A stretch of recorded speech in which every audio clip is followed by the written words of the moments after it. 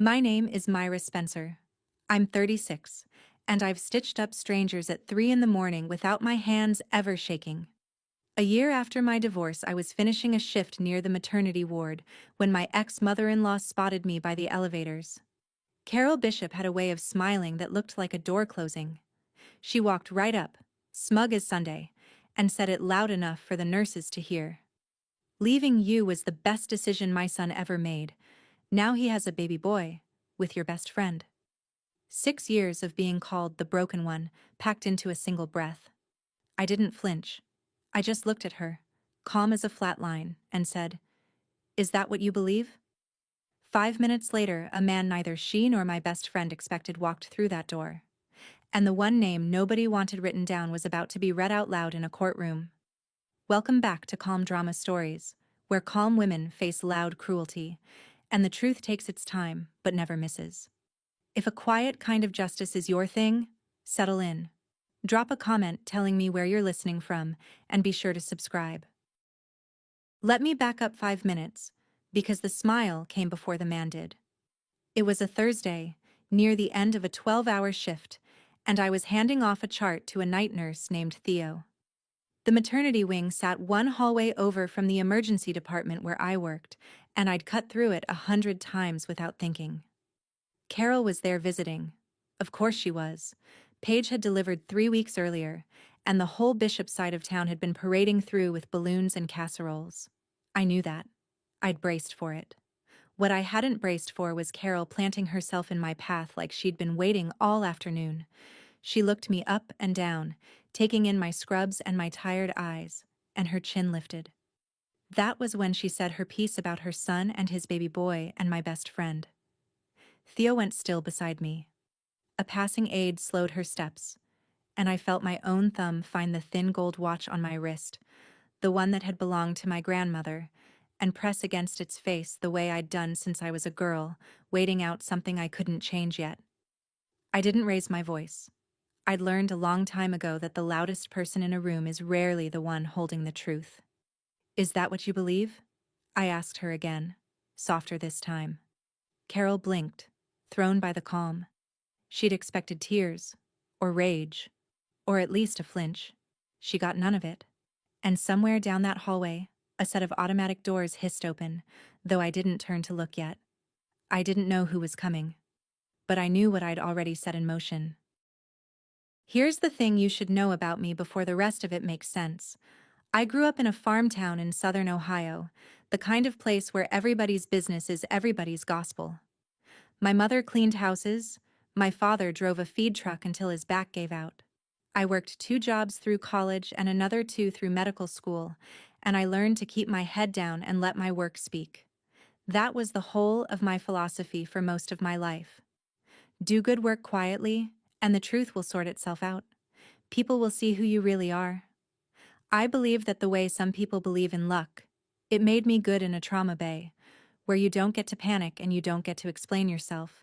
You just fix what's in front of you and move to the next. The smell of the place, that clean cotton and antiseptic smell that clings to everything in a hospital, used to settle me the second I walked in. It meant I was somewhere I was good. Somewhere nobody had ever once called me broken. I could run a code, set a shoulder, talk a frightened kid through stitches, all without my pulse climbing. But that same instinct, the one that made me steady under pressure, had a shadow side. I carried things alone. I didn't ask for help.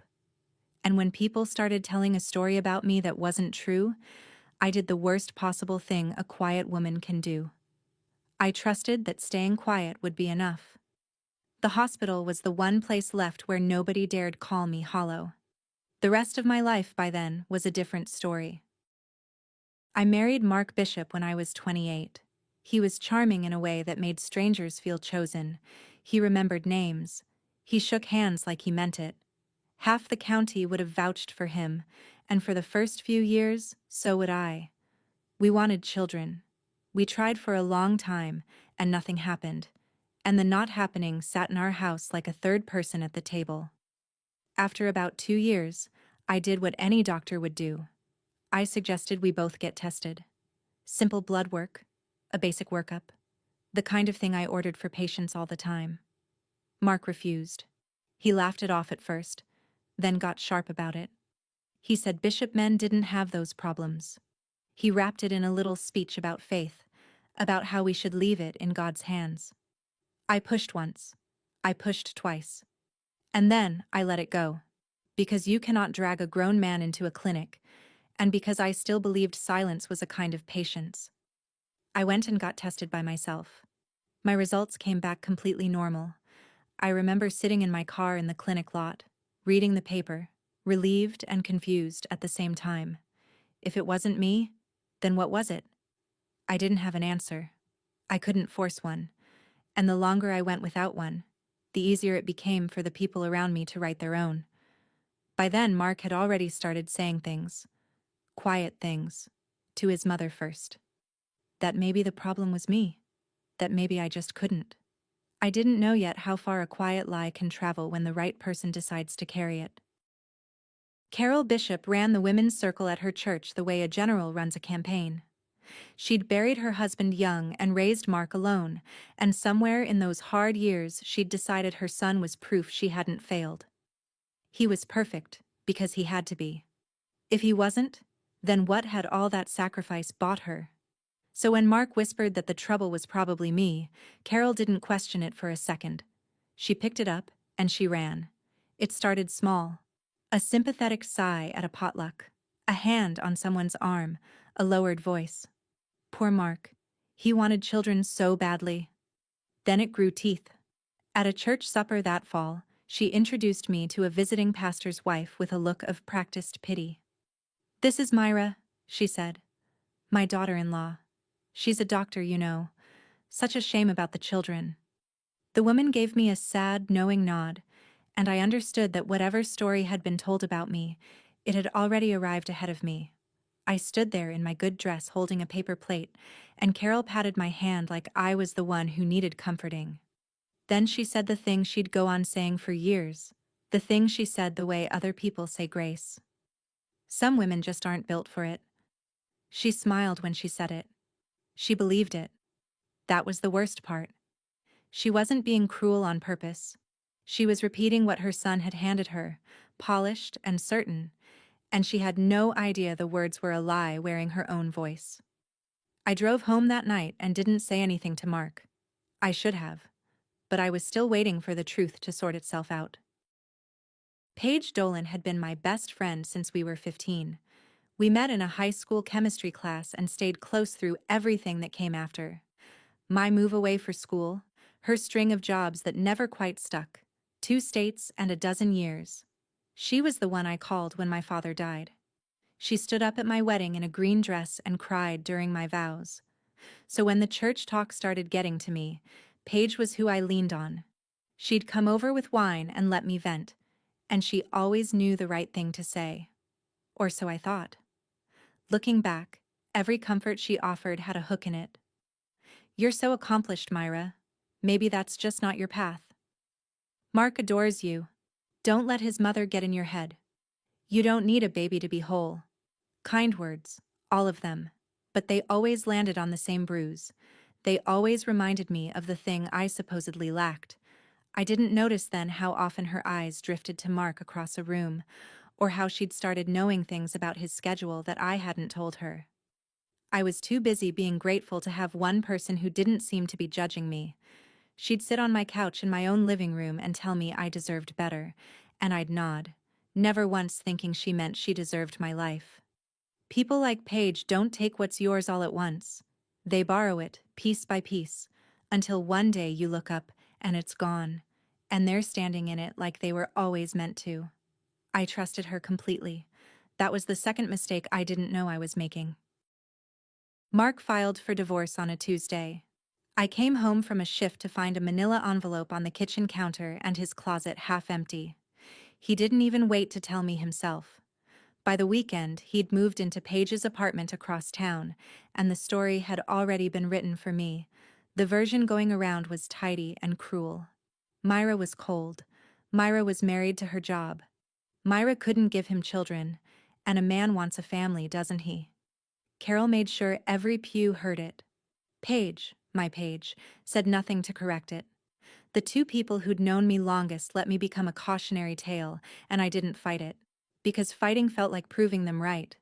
I didn't post a word online. I didn't call a single person to defend myself.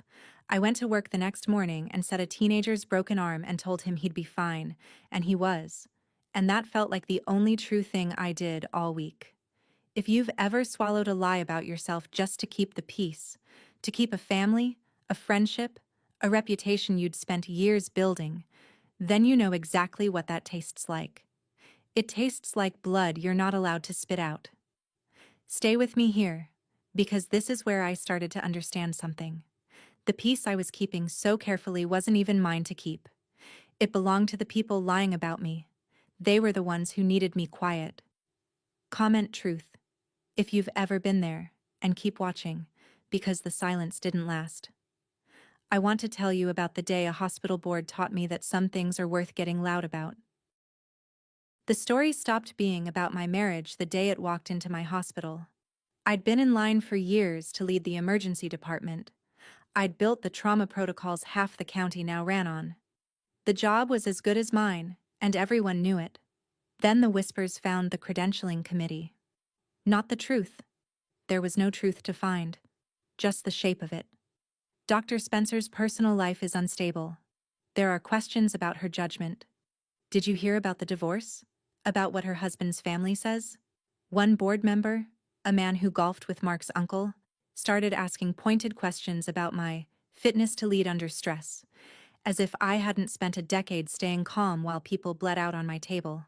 When the position was announced, it went to someone with half my hours and none of my protocols. They told me I was a strong candidate. They told me it was a difficult decision. They did not tell me the real reason, but I'd grown up in a small town. I knew the sound of a verdict dressed up as a compliment. That was the night something shifted in me. A lie about my body had cost me my marriage, and I'd let it, because I thought enduring it was the decent thing to do. But now the same lie was reaching into the one place I'd never let anyone touch.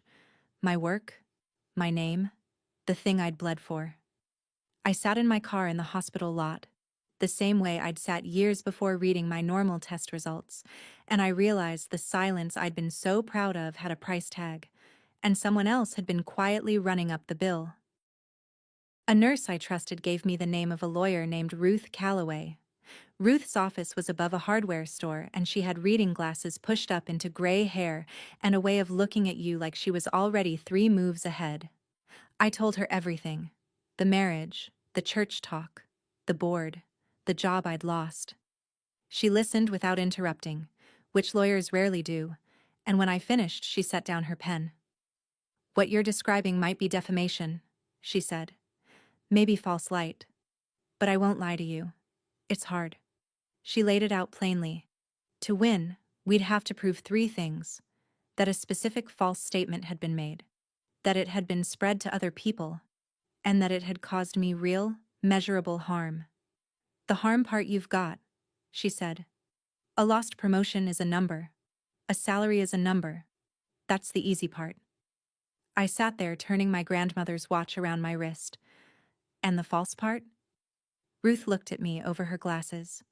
"That's the part you have to be willing to fight about in public. They'll say the statement is true. They'll say you really couldn't have children. To win, you'd have to be ready to prove it wasn't you." I felt my stomach drop, because of course I couldn't prove that. My results were normal, but a normal result doesn't say whose fault the silence was. It only says it wasn't mine. I almost stood up and left. The whole thing felt like inviting the town to dissect me. Then Ruth said the thing I needed to hear. "Silence isn't a virtue, Myra, when it's costing you your career.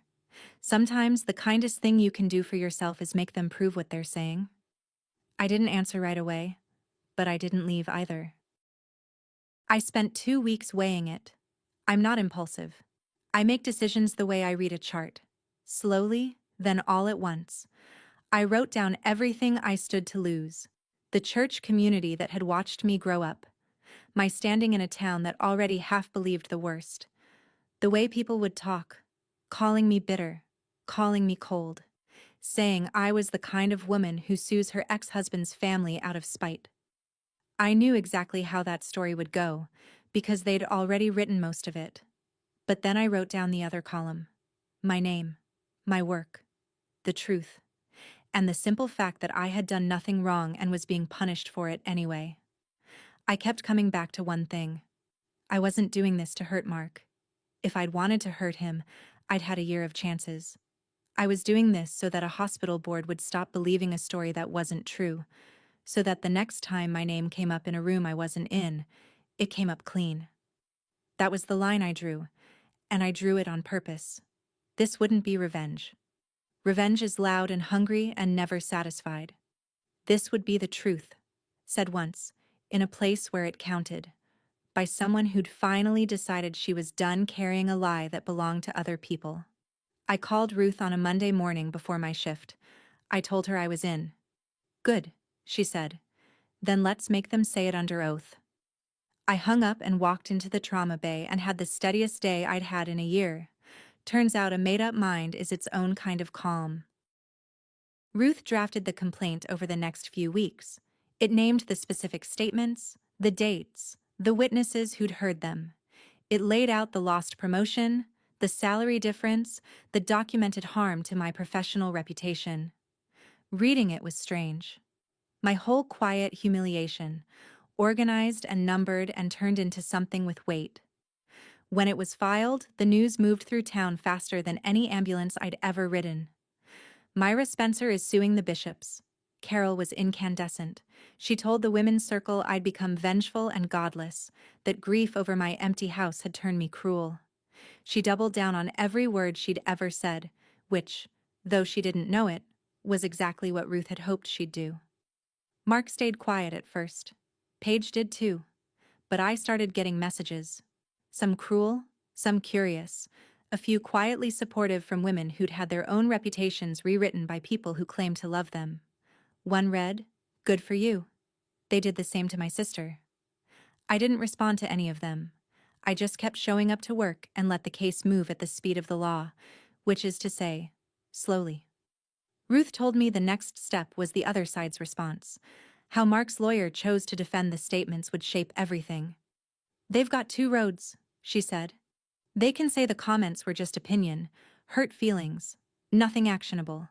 That road's annoying but survivable for them. She tapped her pen on the desk.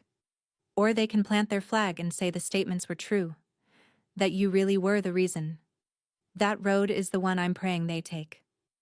I asked her why. She smiled like a woman who already knew the answer. Because then they have to prove it. And to prove it, they have to open a door. They took the second road. Of course they did. Mark's lawyer filed a response that planted the flag exactly where Ruth had hoped. Their defense, in plain English, was that the statements about me weren't defamation at all, because they were true. I really had been the reason the marriage produced no children. The fault, they argued on paper, was medical, and it was mine. When Ruth called to tell me, I could hear something close to delight under her steady voice. They just said the magic words, she told me. Truth is a defense. But here's what they didn't think through. She let it sit a beat. To prove the statement is true, to prove you were the infertile one, they'd have to put both of your medical pictures in front of a court. Now, I won't oversell it. Reproductive records are about as private as records get, and no judge hands them over lightly. We'd still have to convince the court it's relevant and narrow. But they just argued, under oath, that the cause was definitely you. They can't make that claim and then refuse to let anyone look at him. That's the crack. It's not a door swinging open. It's a crack. I can work with a crack. I sat down slowly at my kitchen table. Meaning? Meaning, Ruth said. They just put Mark's own fertility in play. He spent years hiding behind it was her. By swearing to it in court, he may have handed us the reason to finally ask about him. No promises. But it's the best opening we've had. For 6 years, I'd been the one whose body was up for discussion at potlucks and prayer circles, and in trying to make that official, in trying to win by saying it loud in court, the bishops had done the one thing none of them had ever been willing to do. They'd opened the door to looking at Mark. I thought about him refusing the tests all those years ago. The sharp, little speeches. The way the subject had always slammed shut whenever it turned toward him. I didn't say anything to Ruth yet.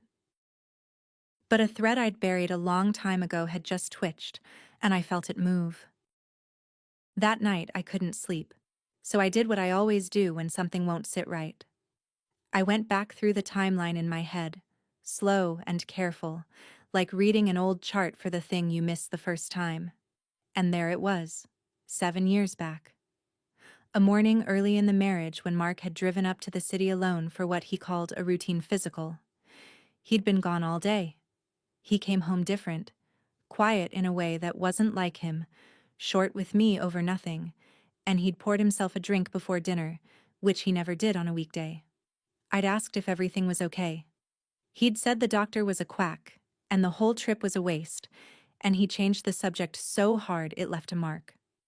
And here was the part that kept me staring at the ceiling. After that day, he never mentioned getting tested again. Not once. Before the city, he'd at least pretended to take the question seriously. After it, the subject was simply closed, and somewhere in that same stretch of weeks, the first whispers about me began. I'd filed it away at the time as a man being moody about a wasted afternoon. I hadn't connected it to anything, because I hadn't been looking for a lie. You don't audit the people you love. But now, with Ruth's words still in my ears, that quiet day in the city looked less like a wasted trip and more like the moment something got decided. I didn't have proof. I want to be clear about that. I had a memory and a bad feeling, which is nothing in a courtroom. But it was enough to tell Ruth where to point. And the next morning, that's exactly what I did. Ruth listened to my story about the trip to the city without writing anything down, which I'd learned meant she was paying close attention.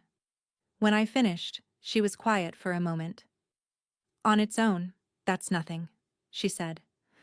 A memory of a bad mood. But it's a reason to ask the right question. She explained what came next. Because the other side had put my fertility at issue, and because they'd argued the cause was definitely me and not him, Ruth could ask the court to compel the production of Mark's own relevant medical records. If he wants to claim it was you, she said, the law lets me ask to see whether it was him. That's how this works. You can't open a door halfway. She filed the motion the following week. Mark's lawyer fought it hard, and I understood then that I'd touched something real, because nobody fights that hard over nothing. They argued privacy. They argued relevance. They argued anything that might keep that one folder closed. The hearing got scheduled, and I had to sit with the not knowing, which for a person like me is its own special torture. I'm used to ordering a test and getting an answer. This was different. This was asking a judge for permission to even look. I went back to my shifts and set bones and read scans and tried not to think about a folder I'd never seen, sitting in some city clinic's archive that might say everything or might say nothing. Ruth told me to be patient. Courts move slow on purpose, she said. It gives the truth time to stop being scary. I wasn't scared of the truth. I'd never been scared of the truth. I was scared they'd find a way to keep me from it. Before the judge would rule on the motion, Ruth needed me to sign a verified complaint, a sworn version of everything, each statement, each date, each witness, attested to under penalty of perjury. She set it on the desk between us, a thick stack with little colored tabs marking every place my name went. Read all of it, she said, then sign only what you know is true. So I read it. Every line. The potluck. The pastor's wife. The exact words Carol said at the church supper. The ones about how some women just aren't built for it. The board meeting. The salary I lost. Reading my own quiet years laid out in numbered paragraphs did something to me. It made the lie look as flimsy as it actually was. I picked up the pen Ruth handed me, and I noticed the smell of the room. Not the clean antiseptic of my hospital, my old hiding place, but paper and ink, and dust from the hardware store below. For years, that hospital smell had meant safety, the one place no one called me hollow. Now here I was, somewhere else entirely, somewhere I'd had to walk out into the open to reach, and I wasn't hiding anymore. I pressed the pen to the line. The thin gold watch slid cool against my wrist as I wrote, and I thought of my grandmother, who used to say that patience isn't waiting, it's knowing the right moment when it comes. This was the moment. My signature went down clean and certain, the steadiest thing I'd signed in a year. When I lifted the pen, it was done. The complaint was verified. The motion was live. Whatever was in that folder in the city, the machine to find it was now running, and I was the one who'd started it. Ruth gathered the pages and squared them on the desk. "Now we wait for a judge," she said. I nodded. For the first time, the waiting didn't feel like helplessness. It felt like a fuse. The ruling came on a gray afternoon in the middle of a slow shift. Ruth called and I stepped into the supply closet to take it, surrounded by gauze and saline, my heart doing the thing it never did at work. "The judge granted it," she said. "With limits, but she granted it." She walked me through it carefully, the way she walked me through everything. Because the defense had affirmatively claimed the infertility was mine, the court found that Mark's own relevant fertility records had become, in the judge's words, presumptively discoverable. Not automatically public, not a free-for-all. The records would be produced under a protective order, reviewed first by the lawyers and the court, used only as the case required. "It's not a guarantee of anything," Ruth said, ever careful. "We don't know what's in the file. Maybe there's nothing. But they can't keep it shut anymore." I stood in that closet and let out a breath I felt like I'd been holding for 7 years. Across town, I later learned, the news landed very differently. Mark's lawyer reportedly asked for a private meeting the same day. Carol called Ruth's office twice and was told politely that the attorney couldn't speak with her. And for the first time, the people who'd spent years deciding what was true about my body went a little pale at the thought of a court deciding what was true about Mark's. I didn't celebrate. I want you to understand that. I didn't text anyone, didn't smile to myself in the mirror. I finished my shift, charted my patients, and drove back to my apartment alone. But that night I slept the whole way through for the first time in months, because I knew the folder was coming. And I knew that folders, unlike people, don't know how to lie. The first sign that something was wrong on their end didn't come from Mark or Carol. It came from Paige. She texted me out of nowhere after a year of silence. "Please don't do this. Think about the baby." I read it 3 times. We hadn't spoken since the divorce. She'd taken my husband and my life and never once reached out. And now suddenly she was begging me to stop a lawsuit that, on its face, had nothing to do with her. That was the part that snagged. The suit was between me and Mark and Carol. It was about words said about my body, about a job I lost. Why would Paige, who'd supposedly won everything, be frightened of it? Why would a woman holding the baby and the husband and the house be texting her ex-best friend at midnight, asking her not to dig? People who beg you to stop digging usually know what's in the ground. I'd learned that the hard way over the past year. I didn't answer her. I just sat with the question, turning it over, feeling the shape of something I couldn't see yet. Here's what I'd figured out by then, and what I want you to hear if you've ever been the calm one in a storm. The people most afraid of the truth are rarely the ones it's supposed to land on. I wasn't angry at Paige. I was curious. Bone deep, wide awake curious.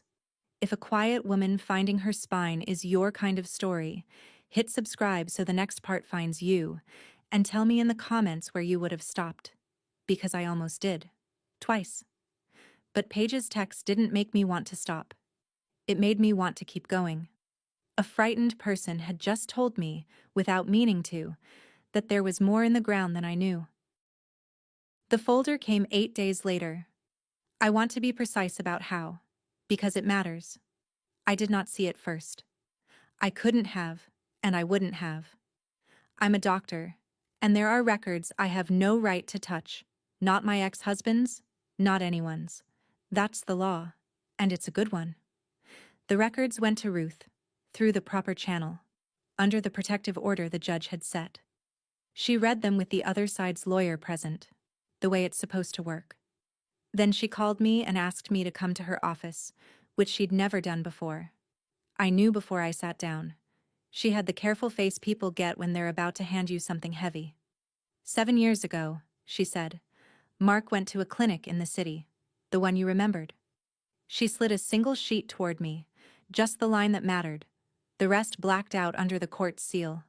The diagnosis was a word I'd written on charts 100 times. Azoospermia. No measurable sperm. Mark had been told, in plain clinical language, that he could not father a biological child. 7 years ago, the same week he came home moody and changed and quietly closed the subject forever. The same stretch of weeks the whispers about me began. I sat very still. Ruth watched me the way you watch a patient after you've told them the scan results. I didn't cry and I didn't shout. I just felt something enormous and quiet rearrange itself inside me, like a bone going back into joint. For 6 years I had been the broken one, the barren one, the shame of the Bishop family, and the man who'd let an entire town believe that had known, the whole time, that the empty house was his. I drove home with that single sheet of paper folded in my bag and I didn't turn on the radio. I expected to feel triumphant. I'd braced for that, even worried about it, because I didn't want to become a person who's happy about someone else's ruin. But triumph never came. What came instead was something stranger and sadder. Grief, almost. 6 years of my life had been spent absorbing a wound that was never mine. Every pitying look at church. Every "some women just aren't built for it." Every night I'd lain awake wondering what was wrong with me, what I'd failed to give, why my body had supposedly betrayed the marriage. All of it had been a story Mark wrote to cover a truth he couldn't face about himself. He'd handed his shame to me and let me wear it in public for years, and his mother had pinned it on with both hands. I sat in my car in the lot outside my apartment, the way I always seem to end up sitting in cars at the turning points of my life, and I said something out loud to nobody. The same thing I'd said to Carol in that hospital hallway. Is that what you believe? Only now I understood what I'd been asking all along. I'd asked it of a woman so certain I was broken. And the answer, the real answer, had been sitting in a sealed folder in a city an hour away the entire time. I wasn't broken. I never had been. The relief of that didn't arrive like fireworks. It arrived like a long exhale, like the first full breath after months of shallow ones. And underneath it, a new question was already rising, one I couldn't push back down. Here was the question, and I couldn't unask it once it formed. If Mark could not father a child 7 years ago, if the clinic was right, if the diagnosis held, then the baby boy Carol had bragged about in that hallway, the son Mark was parading through the maternity ward, the child he'd left me to go make with my best friend, could not be his. The arithmetic was brutal, if not quite simple. A man with that diagnosis almost never fathers a child the natural way. Not impossible in some rare cases, but vanishingly unlikely without treatment Mark had never sought. Which left a contradiction too big to ignore. Either the clinic had been catastrophically wrong, which happens but rarely, or the baby everyone in town believed was Mark Bishop's son had been fathered by someone else. I wasn't going to pretend I knew which. But I knew it was a question that needed a real answer, not a rumor. And suddenly, Paige's midnight text made a horrible, perfect sense. Please don't do this. Think about the baby. She wasn't worried about my lawsuit hurting Mark's feelings. She was worried about what a courtroom full of medical records might force into the open. Because Paige knew something the rest of the town didn't. She knew whose baby it actually was. I want to be careful here about what I did and didn't do, because it matters to me that I did this right. I did not go digging into the baby's records. I had no right to, and I wouldn't have. The child was innocent in all of this, and I have never once wished that child anything but well. What I had was a contradiction, sitting in plain sight, created entirely by the bishop's own defense. They'd sworn the infertility was mine. The record said it was Mark's. And a healthy baby boy across town said someone was lying about something much bigger than a marriage. I called Ruth. I think there's more in the ground, I told her. She didn't even pause. Then let's let the court find it, not us. The court.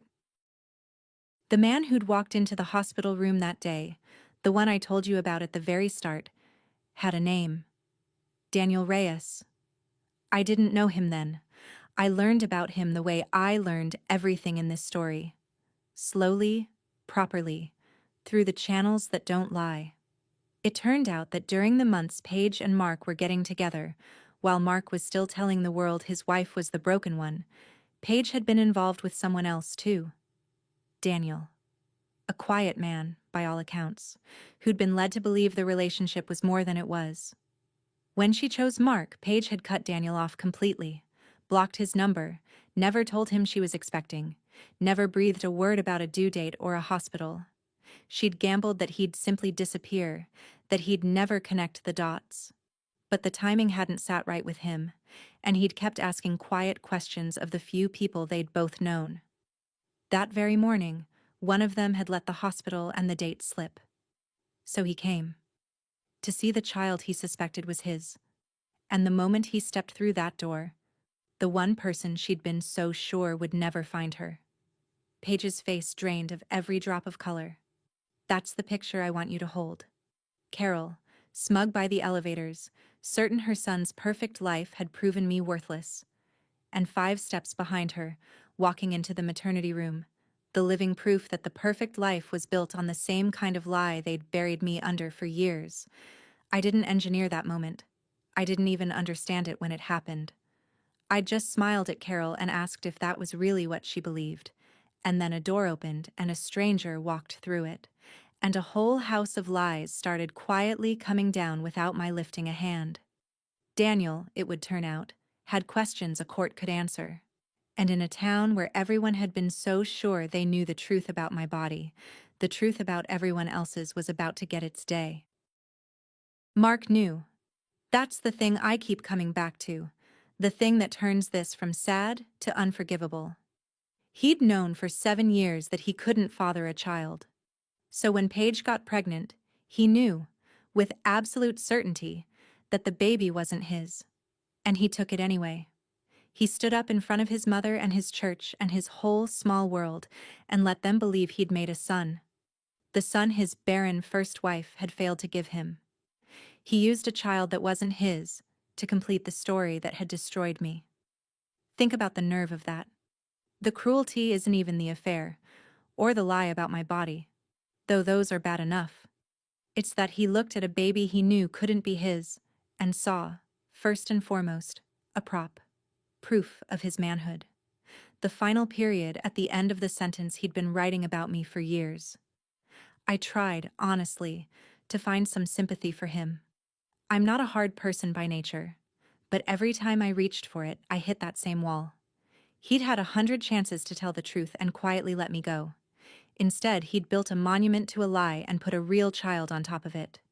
When Ruth told me Mark's lawyer had gone quiet, no more motions, no more fight, just a request to discuss resolving the matter. I understood why. Mark wasn't afraid of losing the lawsuit anymore. He was afraid of what the lawsuit would say out loud, in front of everyone, about the son he'd been showing off. He'd spent 7 years controlling the story. And for the first time, the story was about to get away from him completely. Carol came to see me before the hearing. She showed up at my apartment on a Sunday, in her church clothes, and I almost didn't open the door. When I did, she looked older than I remembered. Smaller.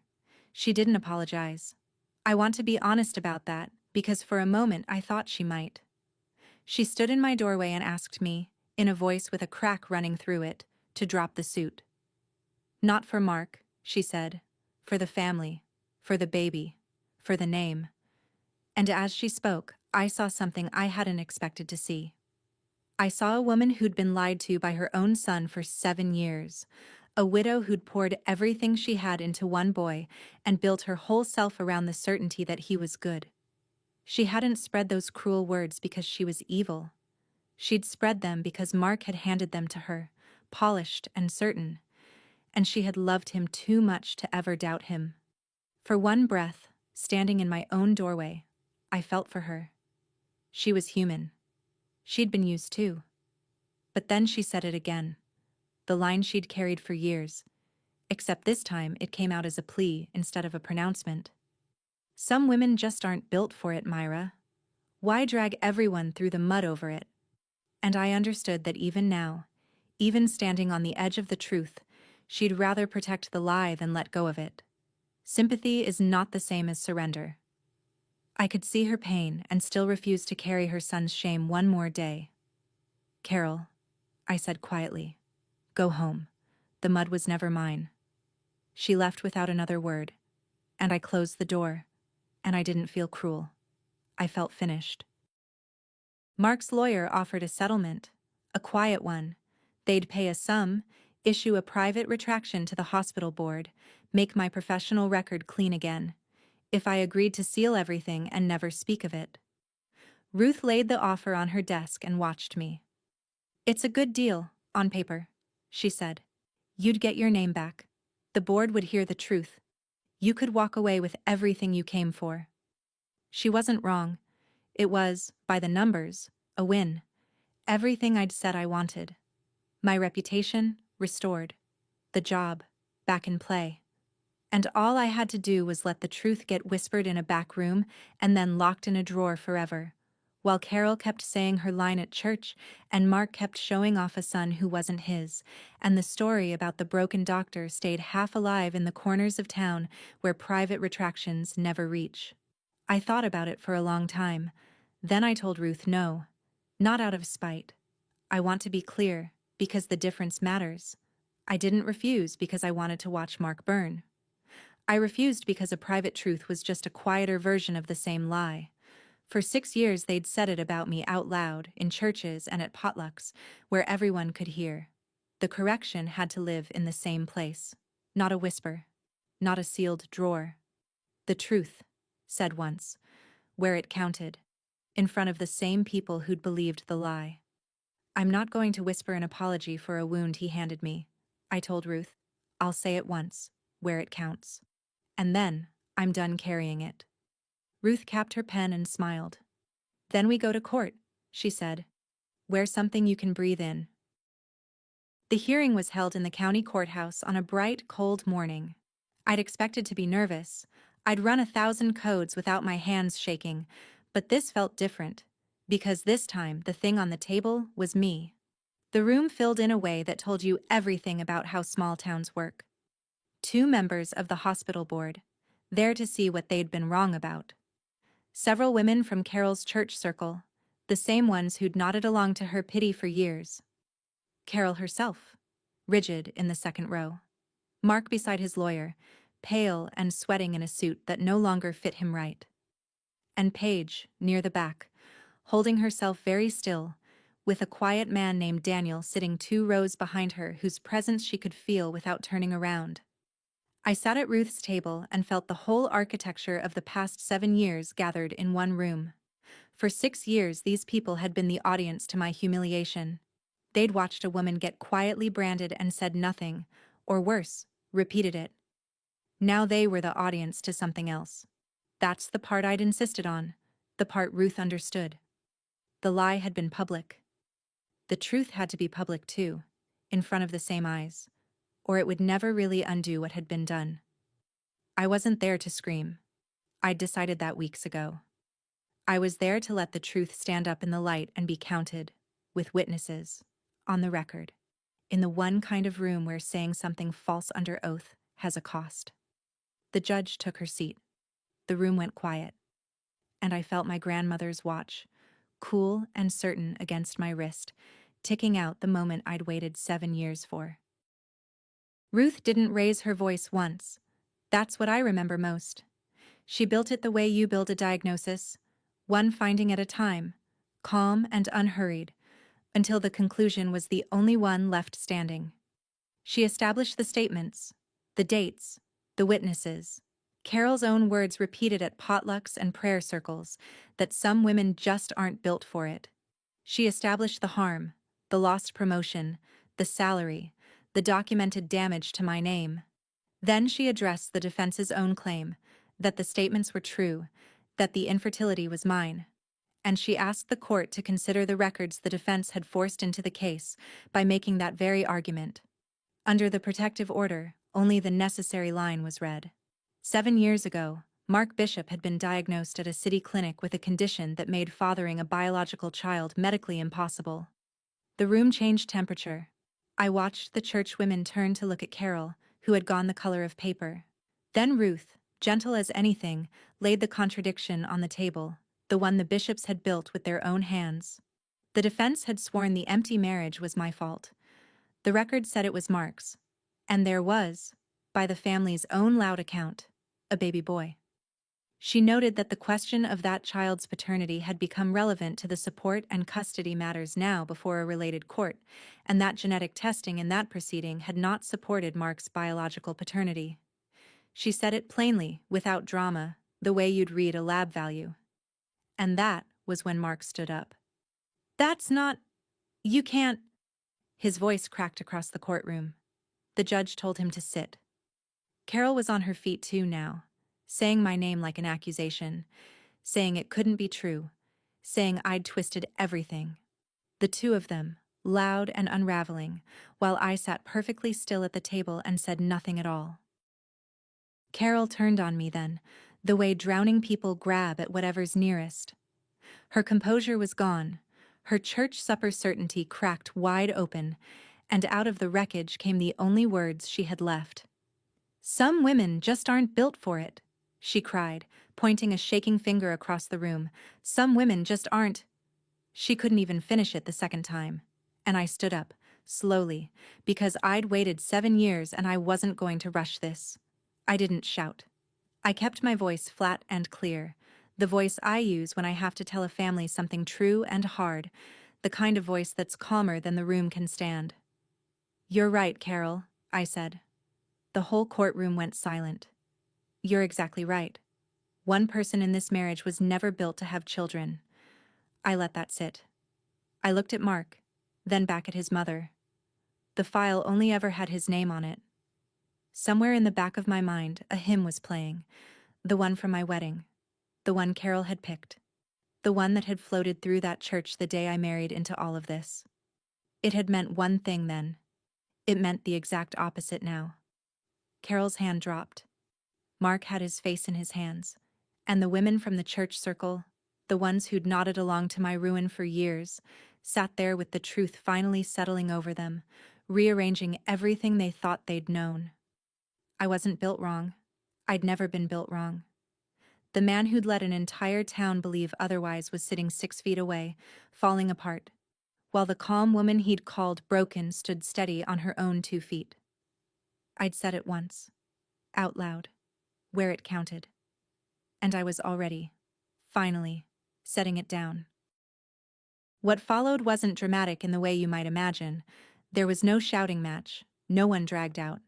It was quieter than that, and somehow worse for the bishops because of it.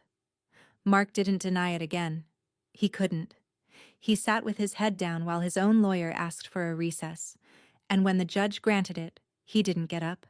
He just stayed there, hunched in his ill-fitting suit, a man watching 7 years of careful storytelling collapse in a single morning. The church women gathered their coats and their purses and filed out with their eyes down, and I knew that by evening the real story would be moving through town as fast as the lie ever had. Carol followed them out, smaller than I'd ever seen her, no longer the general of any campaign. And Paige had slipped out during the recess, but not before Daniel rose from his seat 2 rows back and walked out the same door, close behind her. The question of that baby now headed somewhere. It could finally be answered honestly. I sat at the table and let it all empty out around me. Ruth put a hand on my shoulder. "You did that without raising your voice," she said. "I've been doing this 30 years. You'd be surprised how rare that is." The measurable things came in the weeks after, the way they do. Mark standing in town, the thing he'd protected at my expense for years, simply evaporated. You can't outrun a courthouse in a place that small. He left within a few months, moved 2 states over, somewhere nobody knew the story yet. He'd spent 7 years making sure everyone believed a lie about me. In the end, the truth didn't need me to chase him. It just needed to be said once, in the right room. The hospital board didn't make a show of it, which was fine by me. A few weeks after the hearing, the chair asked to see me. He was one of the two who'd sat in that courtroom, and he had the uncomfortable look of a man who'd believed the wrong thing and knew it. He told me the department leadership position was open again. He told me they'd reviewed the matter and found the earlier concerns about my judgment and stability to be without foundation. He didn't quite apologize, but he came close. And from a hospital board, close is about all you ever get. I took the job. Not because I needed to win one more thing, but because it had been mine, built with my own hands and my own years, and I wasn't going to let a lie keep it from me a day longer. My first week running the department, I walked into the trauma bay and breathed in that clean cotton and antiseptic smell, the one that used to mean safety because it was the only place no one called me hollow. It smelled different now. It smelled like a place I'd earned and gotten back, not a place I was hiding. I ran my first code as lead, with my hands as steady as they'd ever been, and afterward, standing at the sink washing up, I caught my own reflection in the dark window and didn't recognize the tiredness that used to live in my face. It was gone. I want to tell you I felt vindicated, and I did. But more than that, I felt light.